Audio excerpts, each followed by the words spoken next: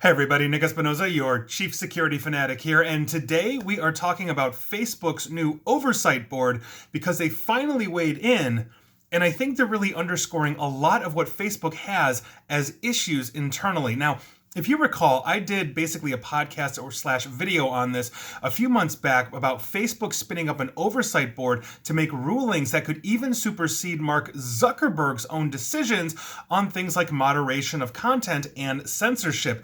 They put some seriously heady people on this board, including a former Danish prime minister, former editors of major publications, and on and on and on. Now, the board was set up to hear appeals from users about content they felt basically had been unfairly taken down, as well as cases referred by Facebook. They were essentially going to be Facebook's Supreme Court. Their rulings were final per Zuckerberg himself. I also mentioned at the time that I thought this could be Zuckerberg's attempt at creating a scapegoat.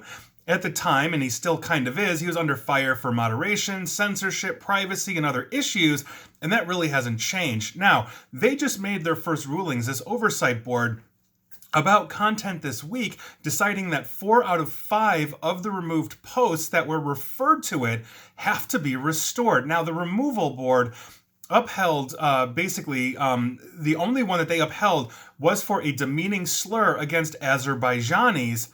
And I think the rest of the posts that they had ordered restored, because the one on Azerbaijanis was to be kept down, what they are restoring is rather telling. The first one is a comment that seemed derogatory to Muslims in a post from a user from Myanmar, and it was removed for breaking hate speech rules, and the board ruled that it was not when you take that post in the proper context.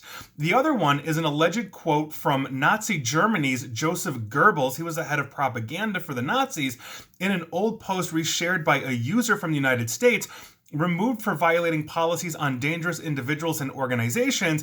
Obviously, this post did not support the Nazi ideology when you look at it in context. You see the pattern here. A video about COVID-19 quote-unquote cures referred to, obviously, by Facebook was a comment about French government health policy and would not lead people to self-medicate, which was the ruling of the board. So again, taken out of context. And finally, an Instagram post of 8 photographs of breast cancer symptoms that should have not been removed by Facebook's automated moderation system. So it was restored before the board's decision for breaking adult nudity rules, and obviously it did not, because it's talking about a medical issue. They also ordered Facebook to restore these outstanding posts within a week, publicly respond to the rulings within 30 days, and examine whether similar content should remain on its platform, and also to make its policies clearer, which I think is probably a good thing. But I think this is really telling. Basically, note that most of these, virtually all of these, were for context. And I think this shows that the issue that artificial intelligence has in general is simply that it just doesn't understand the nuance of humanity, at least at this point. So a glaring example of this would be comedy. Comedy is subjective. Not everybody has the same sense of humor, and while most people can recognize a joke, even if they think the joke isn't funny, some people simply cannot. So how are we going to basically train an AI to recognize that? If I basically post something, let's say on Joseph Goebbels, somebody that I totally obviously disagree with, the man was a literal Nazi, one of the heads of the Nazi party, I'm not necessarily posting that in support of it, but the AI's facial recognition, scanning, maybe I'm quoting Goebbels because I am making a point about the overall greater context of what he did and putting it in a negative light. The artificial intelligence is going to see that facial recognition, say this guy is posting a Nazi, he's quoting a Nazi, therefore it is bad. And relying on AI for moderation content is inevitably going to lead to false positives. Now, that's not to say that they can't improve this, but I think this is very telling about where we are going. And I think what's going to happen by virtue of this ruling, when you are looking at 4 out of the 5 being restored because they were taken out of context, I also think Facebook is probably going to get a lot more challenges from users that are basically being taken down. Right now, there is an open comments section on Facebook about the restoration of former President Donald Trump from their platform. If you recall, he was moved from Twitter permanently. Facebook took him down and is open to comments and suggestions.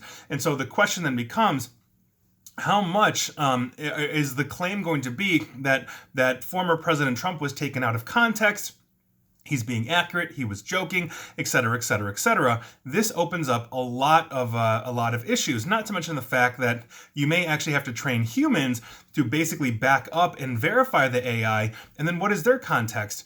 What if they don't find me funny? I like to think I'm funny, but what if they don't find me funny? I think that's something that we have to really understand and take care of here, because obviously we have free speech, which isn't free from consequence, and at the same token, we don't want misinformation, false information, or violent, basically the indicators to exacerbate violence, to get out there. But at the same token, we have every ability to let's say disagree with the mainstream or agree, depending on our position. So I think this is a very important subject. I'm glad that Facebook is taking this step, but I also think that basically Mark Zuckerberg is essentially saying, don't look at me, look at them. They're making the rulings, and that is going against what Zuckerberg's Facebook engine had decided to take down, because Zuckerberg himself obviously didn't do that. And I think that is a really good PR marketing for Facebook, saying, see, we are taking you seriously. And so we'll see where this goes, but that is your news of the day. And please like, share, follow me here on Facebook and Twitter at NickAESP. And please feel free to subscribe to me at YouTube as well. And as always, stay safe and stay online. Thanks, everyone.